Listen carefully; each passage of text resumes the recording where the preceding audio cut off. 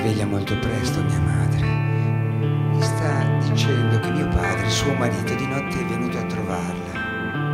Mi dice che l'ha sentito, che ha sentito il suo calore, il suo respiro, e mi dice che ha dormito con lei. Io la sto ascoltando. Lei è ancora sdraiata sulla parte destra del suo letto matrimoniale, sorride e mi indica la parte sinistra di quell'enorme letto, quella che di solito non è mai sfatta perché è molto ordinata quando dorme, non si agita. Mi indica un affossamento del copriletto proprio da quella parte e mi dice tranquilla, come fosse una cosa normale: vedi? Vedi il suo segno? Il segno che ha lasciato il suo corpo, la vedi la sua cuccia? Non è la prima volta che viene.